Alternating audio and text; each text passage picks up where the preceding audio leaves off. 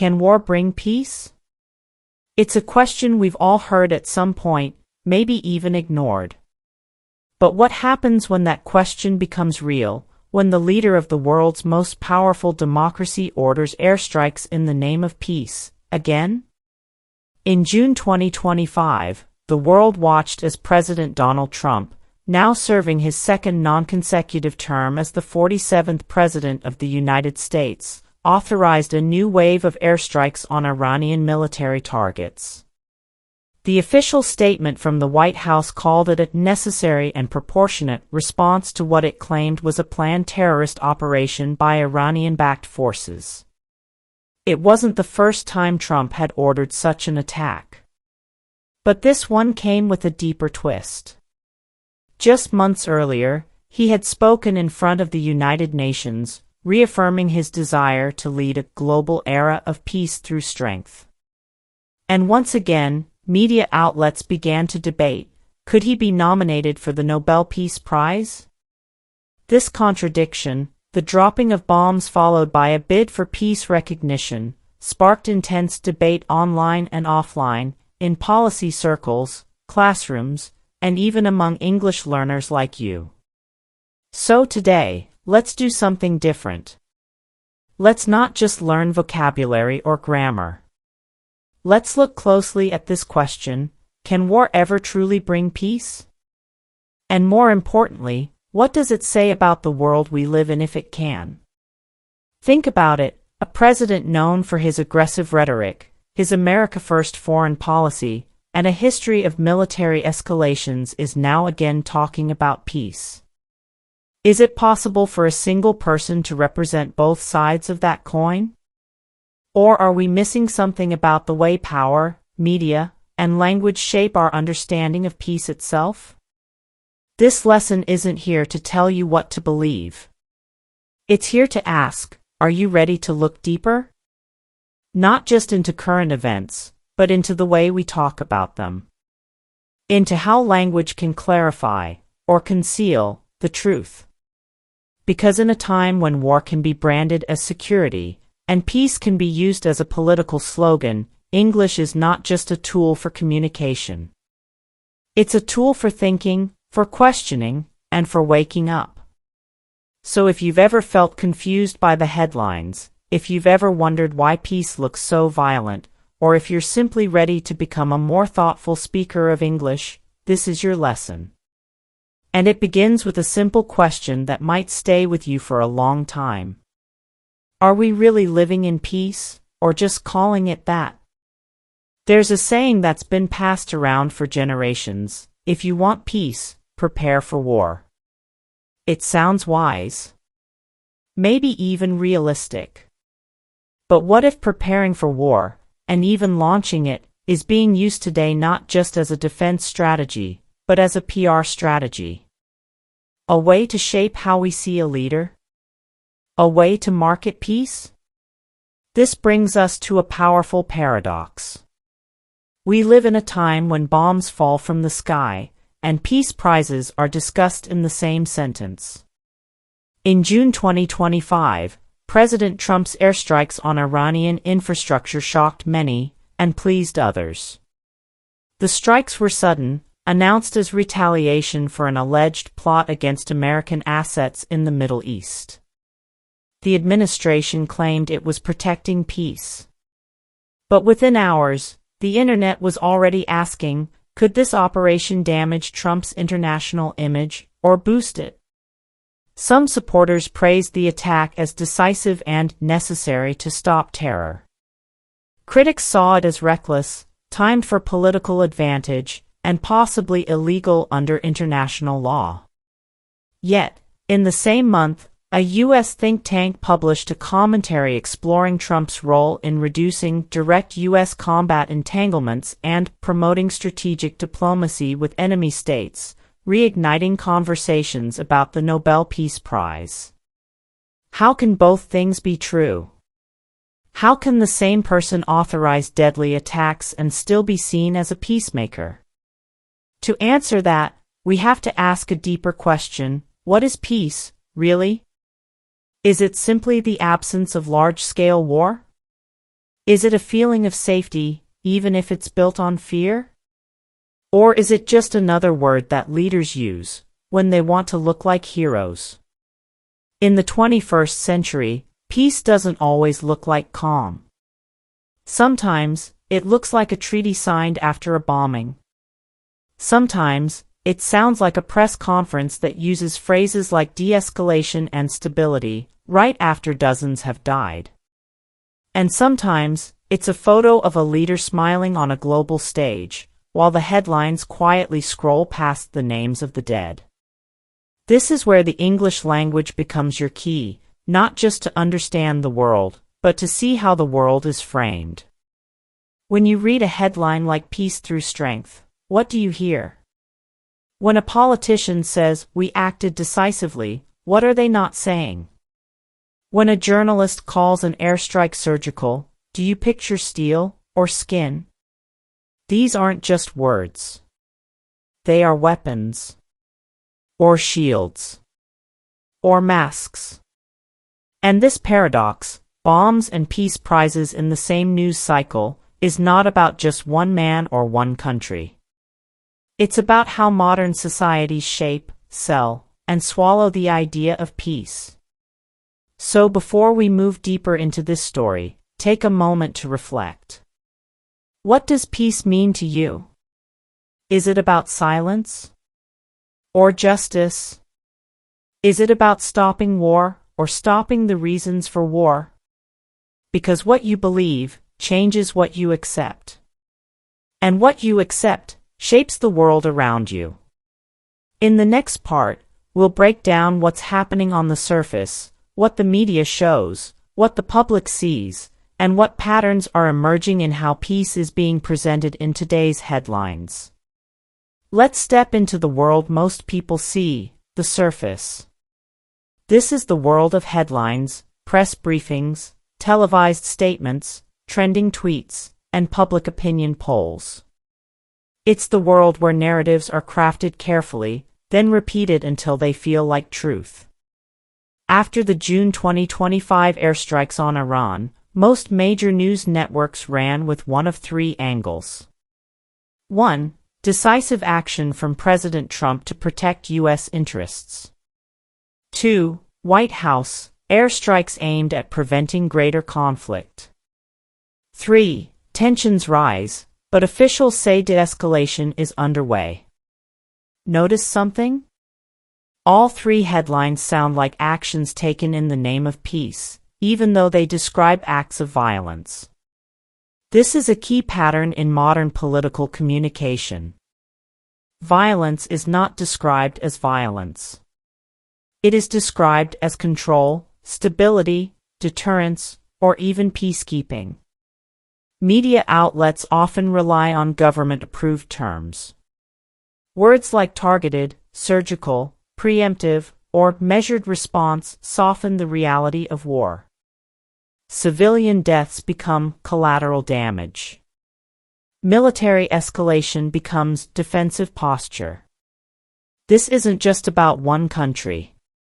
Around the world, we've seen how governments shape public language to maintain a sense of order and, more importantly, justification. In many democratic nations, media isn't directly controlled by the state, but it often follows access journalism, where reporters rely on government sources to get exclusive updates. That dependence makes the language cautious, filtered, and often aligned with the official message. Meanwhile, public figures on platforms like X, formerly Twitter, YouTube, and TikTok create a parallel story. One influencer might frame the strikes as an act of heroism, another as imperial violence. Algorithms then push the content that gets the most emotional response, not the most balanced view. So now we're not just watching the news. We're watching a competition of stories. But no matter which side you're on, the dominant emotional tone tends to be certainty. This was necessary. This was wrong. This will bring peace. Few people, especially on social media, say, "I'm not sure." Or, I need more context. And here lies the danger. When information is processed too quickly, language becomes a weapon. It doesn't teach us, it persuades us. It doesn't ask us to think, it demands that we choose a side. It creates a world where dropping bombs can be seen as strength, and asking questions is seen as weakness. And this manipulation isn't always done with bad intentions. Often, it's just part of a larger system that rewards clarity, speed, and simplicity, even at the cost of depth or truth. So here's where you come in. As a learner of English, you're in a unique position. You're not just absorbing vocabulary, you're learning how stories are built, how words are used to guide emotion, and how to question what feels too easy. Let me ask you something. When you hear the phrase peace deal, do you ever wonder what came before it? What had to happen, what had to break, for that peace to become possible? Because the language of peace is often used only after something violent has occurred. In the next part, we'll peel back another layer. We'll go beneath the headlines and examine the hidden powers, the political strategies, economic calculations, and long-term interests that influence why, when, and how peace is promised after war. Now let's look beneath the surface. Because behind every military strike, every press release, and every carefully worded tweet, there are decisions, some public, but many private. So why did the United States, under President Trump's second term, choose to strike Iran in June 2025? And why are some voices still talking about a peace prize in the same breath? Let's begin with a simple but powerful idea. Modern warfare is no longer just about bombs and borders. It's about influence. And in many ways, the battlefield has shifted from land to perception. First, consider the political context. President Trump returned to office in 2025 after a fiercely polarized election. Early in his second term, he faced criticism for domestic unrest, slowing economic indicators, and diplomatic tension with NATO allies. By launching airstrikes, his administration projected strength. For many of his supporters, it was a message: America is back, and we're not afraid to act. But for seasoned observers, this wasn't just about Iran. It was about controlling the narrative arc of leadership. In times of uncertainty, a president who acts boldly, especially in foreign policy, can regain political capital, shift media focus, and rally national unity. There's even a name for this strategy: the rally round the flag effect. Leaders throughout history have used external threats, real or exaggerated, to unite a divided country behind them. The result? Temporary boosts in approval, distraction from internal issues, and sometimes, international awards. Now let's follow the money. The U.S. military-industrial complex remains one of the most powerful networks in the world. Defense contractors, surveillance tech companies, and private security firms all benefit from military action, whether it's a full-scale war or a limited strike. These companies also fund political campaigns, sponsor research institutions, and influence foreign policy think tanks. So when a strike occurs, it's not just about security. It may also be about economic relationships, about showing the value of continued investment in defense. It's about sending signals not only to enemies, but to allies, donors, and the markets. Then comes the soft power strategy. While hard power refers to weapons and force, soft power is about image, diplomacy, and cultural influence. Trump's allies argue that his administration brokered normalization agreements between former enemies and reduced America's involvement in long-term conflicts. The Nobel Peace Prize, they say, should recognize impact, not personality. But here's a difficult truth. Sometimes peace deals are not about peace. They're about leverage. When two nations agree to stop fighting, ask, who made the deal happen? What was offered in exchange? Who gains more access, trade, or regional control? The Abraham Accords, for instance, opened up lucrative military and tech partnerships, while isolating other powers like Iran. And even now, in 2025, similar efforts are underway to reshape alliances in the Middle East, not necessarily to bring peace, but to redraw the map of influence. So we come back to our main question. Can war bring peace? Well, maybe what we're calling peace is not peace at all, but control. A kind of quiet that follows an explosion. A reshuffling of power dressed up in the language of harmony. And once you begin to see this, it becomes harder to unsee. You realize that behind the big speeches, there are agendas. Behind the peace talks, there are deals. Behind the headlines, there are strategies, designed not just to inform you, but to shape what you believe is true. So here's your question for this part of the story. Should we judge a leader's claim to peace by their words, their outcomes, or the power structures that benefited along the way? Let me know what you think in the comments. I'd love to hear how you see it. In the next section, we'll explore how people respond to all of this, not just politicians or journalists, but everyday citizens. We'll dive into psychology, social conformity, and how public opinion is shaped in times of fear and war. Let's turn now from governments and power structures to people. To us. How do ordinary citizens respond to something as complex and as emotionally charged as a military airstrike followed by peace rhetoric? Surprisingly, many people don't question it at all. They might feel shocked when they first hear the news. But within hours, life goes on.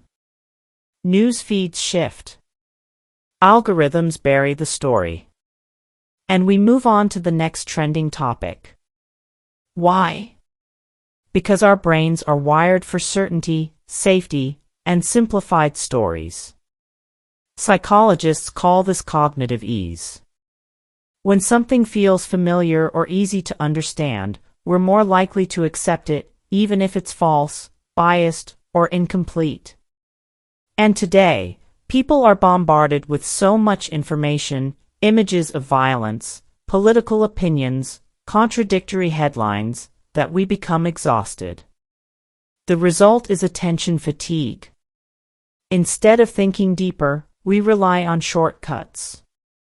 My side is probably right. I trust this news outlet. It's complicated, but I don't have time. This isn't because people are lazy or uncaring. It's because the modern information environment makes deep thinking feel like a burden.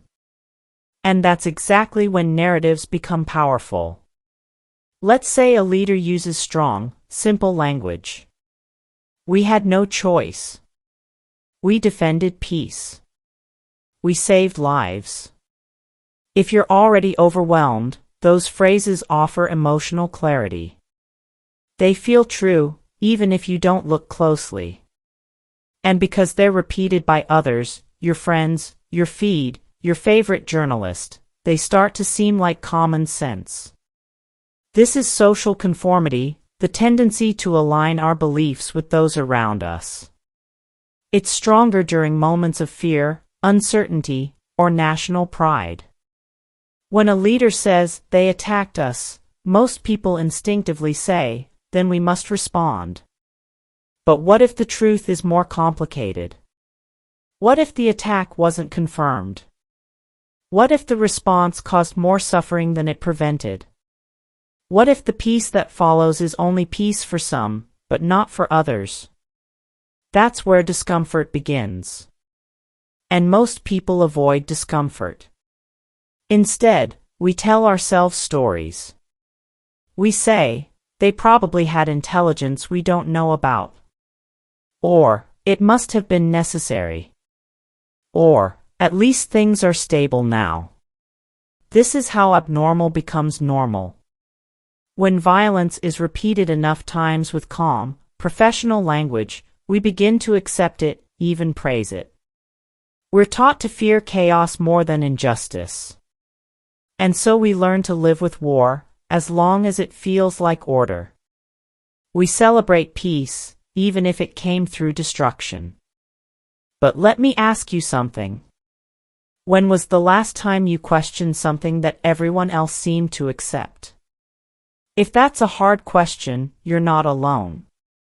That's why English learning through real-world topics is so powerful. It pushes you to reflect not just on grammar, but on how you process truth. Because language doesn't just describe reality.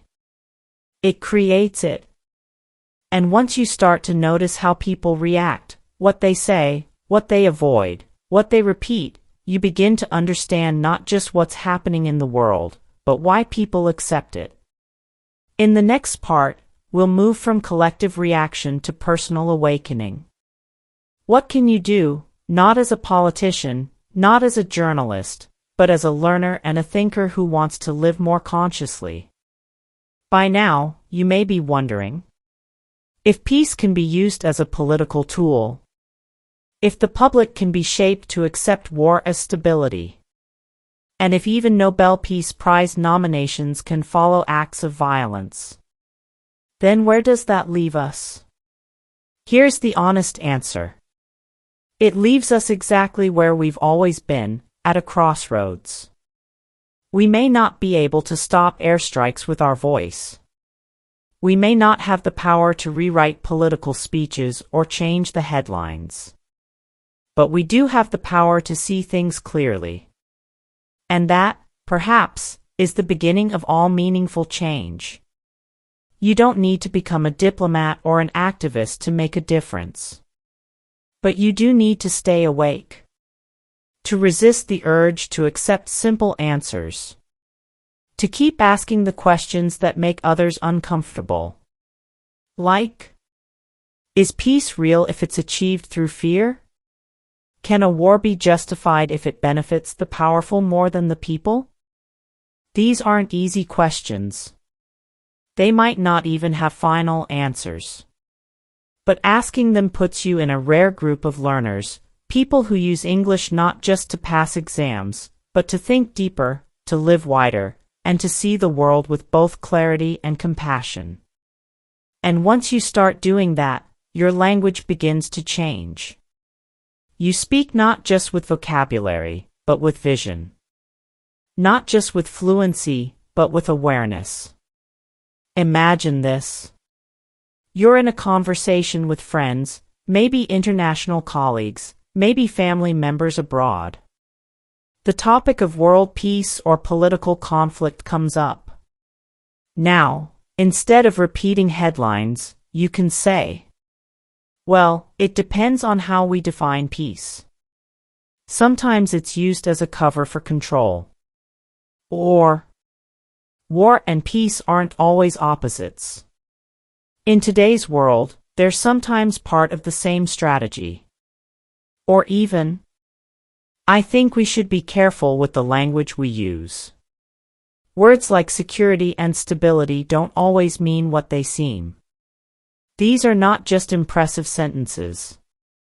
They are seeds of independent thinking. And when you plant those seeds, others notice. They begin to question. You help them wake up, too. That's how change begins, not in revolutions, but in conversations. Not always on the streets, but often in the quiet corners of our own minds. So here's a question I'd love you to reflect on, or even answer in the comments. If you had the chance to speak directly to someone in power, someone who claims that their war is for peace, what would you say? Think about that carefully.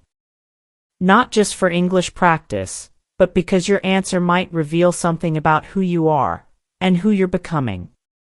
In the next part, we'll slow down and focus on the language itself. We'll highlight key vocabulary, collocations, and structures from this lesson so that you can not only think clearly, but also express yourself clearly, too. Now that we've explored the deeper meaning behind the story, let's take a moment to focus on the language, the vocabulary, phrases, and expressions that can help you speak and think more clearly in English. Here are 12 useful words and phrases from today's lesson. Each one is important for discussing international news, social issues, or critical thinking topics. 1. Airstrike. Meaning, a military attack by aircraft, usually dropping bombs. Example, the president ordered an airstrike on suspected militant targets. 2. Proportionate response. Meaning, a military or political action that is balanced in scale to the original threat. Example, officials described the attack as a proportionate response to escalating tensions. 3. Narrative. Meaning, a story or explanation that shapes how events are understood. Example, every political leader tries to control the narrative. 4. Rhetoric. Meaning, persuasive or emotional language, often used in politics. Example, his speech was full of patriotic rhetoric but lacked real solutions. 5. Military-industrial complex. Meaning, the close relationship between a country's military and the industries that supply it. Example, many fear that the military-industrial complex has too much influence on foreign policy. 6. Collateral damage. Meaning, unintended damage or deaths caused during a military operation. Example, the strike caused civilian casualties, described as collateral damage. 7. Cognitive ease. Meaning, the human tendency to accept information that feels simple or familiar. Example, fake news often succeeds because of cognitive ease. 8. Rally round the flag effect. Meaning, a rise in public support for leaders during times of crisis. Example, his approval rating rose due to the rally round the flag effect after the attack. 9. Soft power. Meaning, a country's ability to influence others through culture or diplomacy, not force. Example, peace deals and foreign aid are often part of a country's soft power strategy. 10. Framed verb. Meaning, presented or structured in a certain way to shape perception. Example, the event was framed as a defensive act, not aggression. 11. Justified. Meaning, seen as acceptable or reasonable. Example, some argued the military action was justified, others disagreed. 12. Peacekeeping. Meaning, efforts, often military or diplomatic, to maintain or restore peace. Example, the country contributed troops to the UN peacekeeping mission. Practice tip. Try using some of these words in a short paragraph. For example, you can journal about this question. Is peace possible without violence? Use at least 5 of the vocabulary items above to strengthen your response. Or, practice with a partner by discussing this scenario. You're a journalist interviewing a leader after an airstrike. What questions would you ask? The more you use these words actively, the more natural they'll feel in your speaking and writing. In our final part, we'll wrap up the lesson with a thoughtful goodbye and plant the seed for your next step forward. So, let's take one final breath together. We began this lesson with a difficult question. Can war bring peace? And while we may not have found a simple answer, we have, hopefully, found something more valuable, a deeper way to see, to question, and to speak. You've learned how language can be used not just to report events, but to shape beliefs.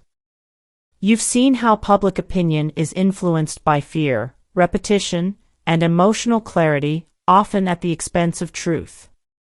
You've explored how even powerful words like peace, security, or justice can be framed to justify violence, and how global events often carry hidden motives, economic interests, and carefully planned narratives.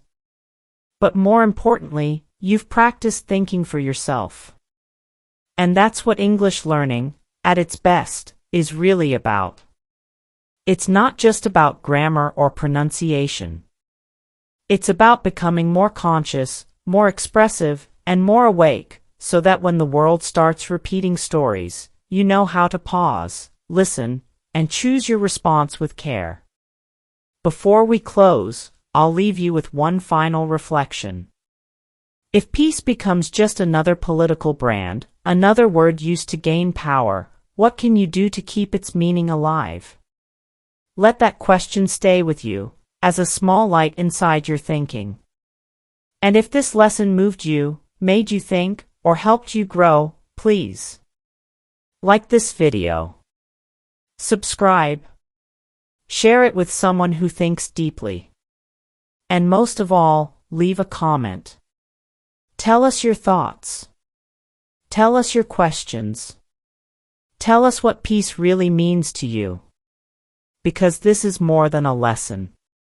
It's a conversation that matters. And you're part of it now. See you next time.